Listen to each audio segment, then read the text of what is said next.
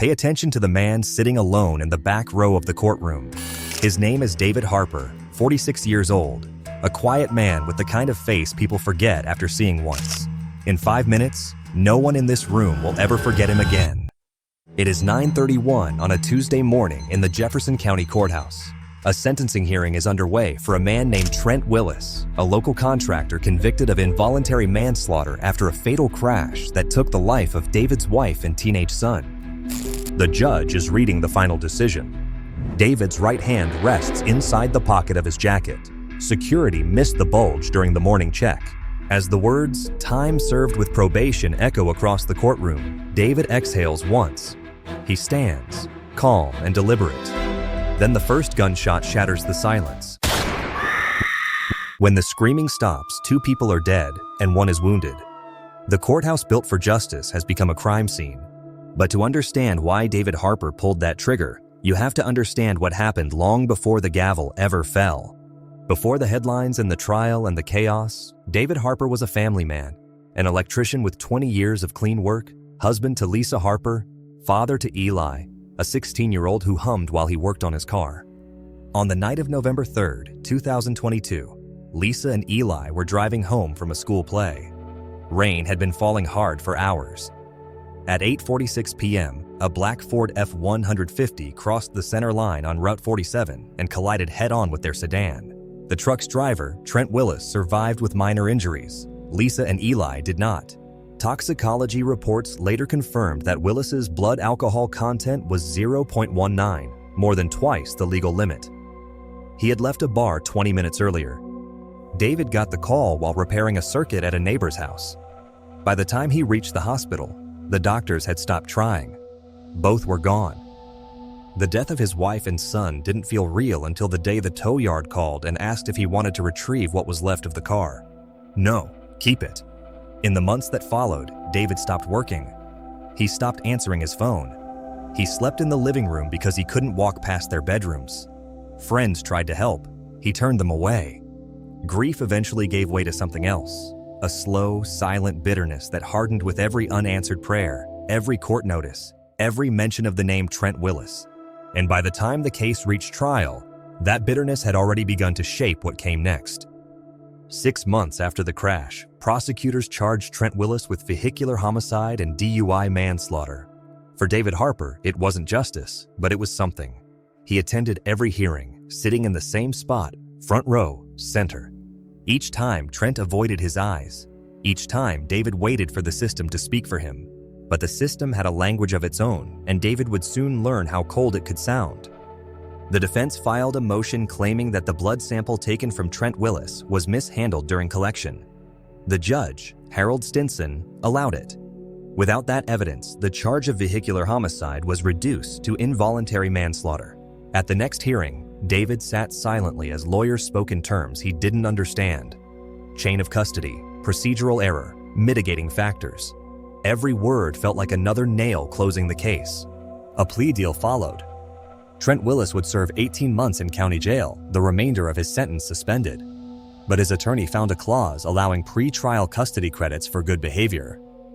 That meant Trent would serve just 10 months total for killing 2 people. When David heard the sentence, he didn't move. He just stared at the table in front of him. Trent Willis, outside courtroom to his lawyer. "Guess I'll be home before Christmas." The laughter that followed stuck in David's mind for weeks. He stopped eating, stopped talking to anyone. But the letter that arrived 2 weeks later pulled him back to the surface. It was an official notice. Final sentencing hearing, August 19th, 2023. A formality. He folded the paper neatly and pinned it to the refrigerator door beneath a photograph of Lisa and Eli, smiling in front of their old pickup truck. It became the last thing he saw every night before turning out the light. David Harper was not a violent man. He had no record, no temper, no reason to be feared. But a person doesn't need rage to become dangerous. Sometimes all it takes is silence that's lasted too long. He began spending time at a local shooting range called Patriot Arms on the edge of town. The owner later told police that David was quiet, polite, and predictable. He always rented the same weapon, a Glock 17, and fired the same way each time, slow, deliberate, centered mass. He started bringing a notebook with him. After each session, he'd jot something down. No one ever saw what he wrote. At home, the changes were small but noticeable. He trimmed the hedges, fixed the broken porch light, cleaned the garage. To neighbors, it looked like recovery. To David, it was closure. He was tying off loose ends. He began writing letters, one to his sister, one to his pastor, one to someone he labeled the people of Jefferson County. Each letter ended the same way. If justice is blind, maybe it shouldn't be the only one carrying a gun. On July 27th, he walked into a gun store in downtown Cedar Falls. He bought a 9mm handgun, the same model he'd practiced with. He filled out the paperwork with steady handwriting and told the clerk it was for home protection.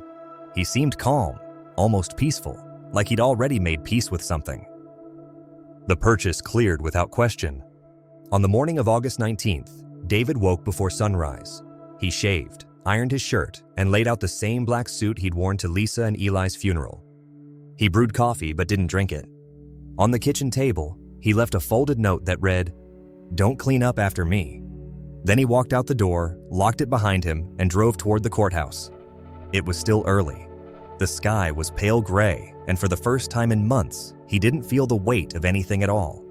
It was a hot, airless morning in Jefferson County. By 8 o'clock, the courthouse hallways were already full.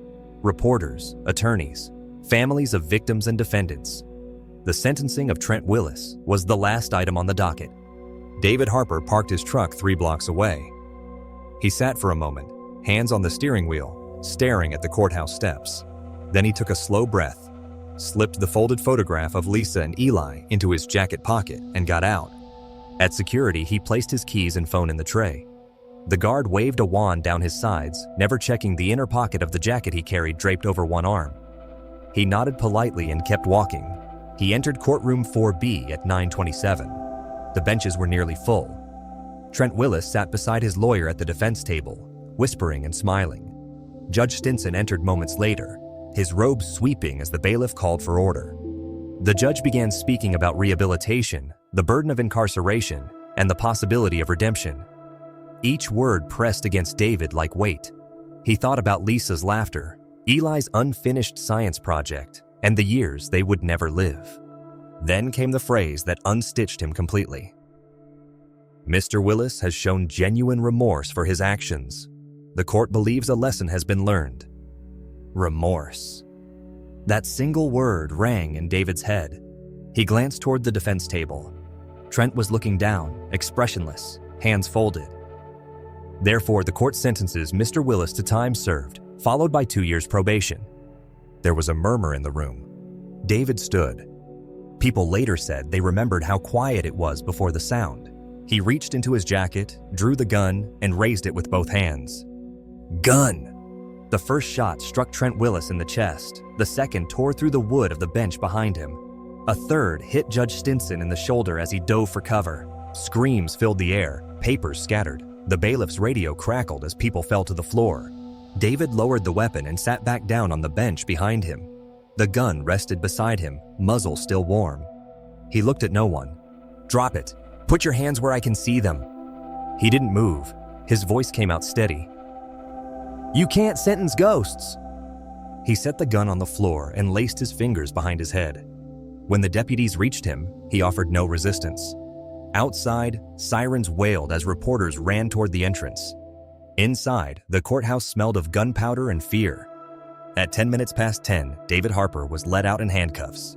Within half an hour, Jefferson County Courthouse was sealed off. Yellow tape went up across the marble steps. Helicopters circled overhead. By 10:12, every national outlet carried the same headline: Shooting inside Jefferson County Courthouse. Trent Willis was pronounced dead at the scene. Judge Stinson was rushed to Mercy General and survived his injuries.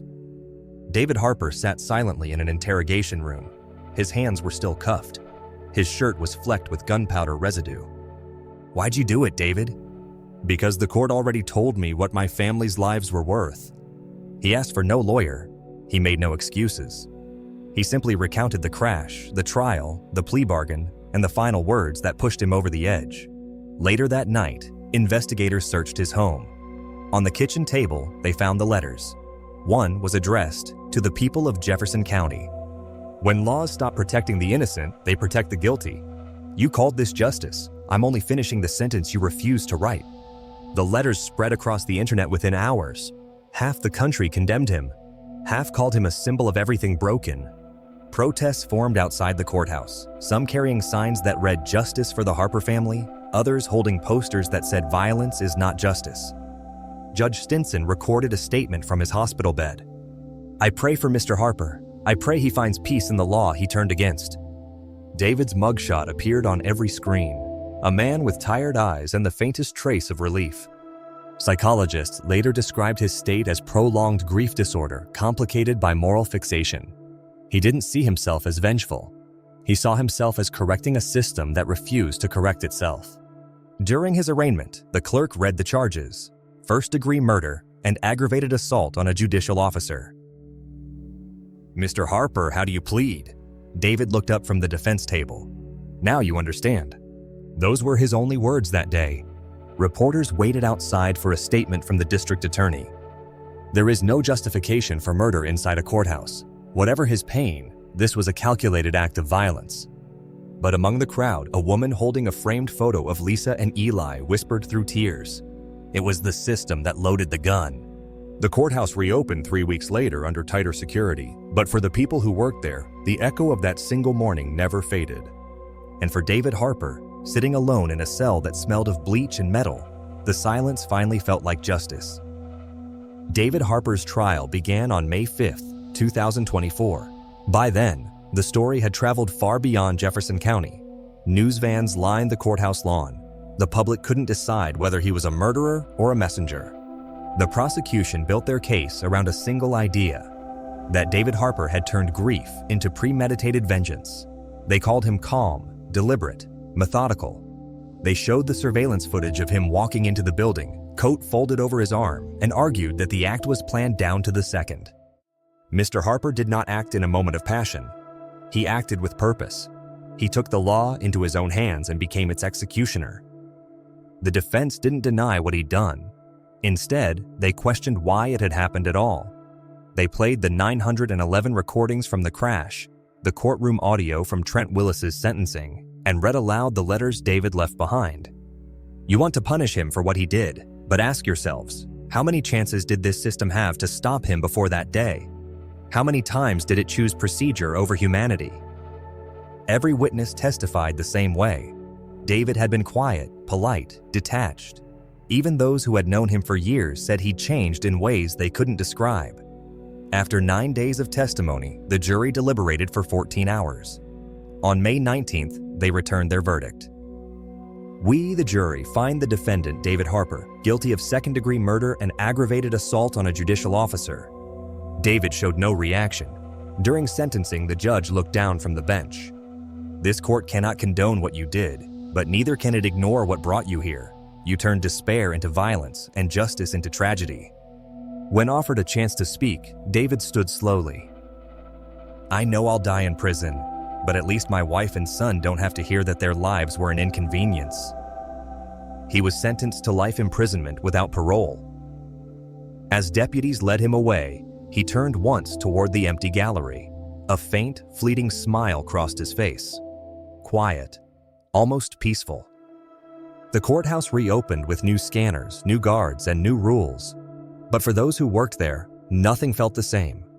Every slammed door, every raised voice carried a trace of memory. In the months that followed, something unexpected happened.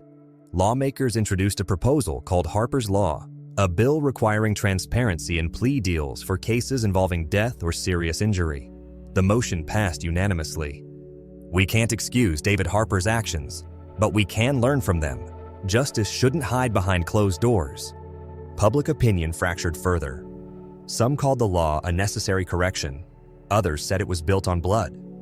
David Harper's name became shorthand for the moment when grief outpaced faith in the system. Inside prison, he kept to himself. He taught electrical repair classes to younger inmates and never spoke to the media. A counselor once asked him if he regretted what he'd done. If you could go back to that day, would you change it? I'd change the days before it, the days when I thought someone else would do what needed to be done. He wrote no more letters. He refused interviews. His life became a quiet pattern of work, reading, and silence. A decade later, in 2034, he collapsed in the prison workshop. The official cause of death was heart failure. He was 57 years old. He left no will, no belongings, only a note folded inside his Bible. Together again, beyond the verdict. His ashes were buried beside Lisa and Eli under a single headstone engraved with those same words. The courthouse shooting of Jefferson County remains one of the most studied cases in modern criminal justice. Professors, journalists, and judges still debate whether David Harper's act was madness, martyrdom, or both. For those who were there, it wasn't theory. It was the sound of a man breaking where the system had already cracked. Every August, someone leaves 2 sunflowers on the courthouse steps. No one has ever seen who does it. They appear at dawn and are gone by nightfall. The courthouse itself stands gleaming now, rebuilt with new windows, new floors, and a plaque near the entrance. The inscription reads, "To all lives lost in pursuit of justice." It doesn't mention David Harper. It doesn't need to. People who visit the building still glance toward the back row where he once sat. They talk about the man in the gray suit who stood in silence until the last possible second and what that silence meant. Some call him a murderer. Others call him a consequence. But everyone remembers the question his act left behind, a question no court, no verdict, no sentence has ever fully answered. When justice fails, who delivers it next?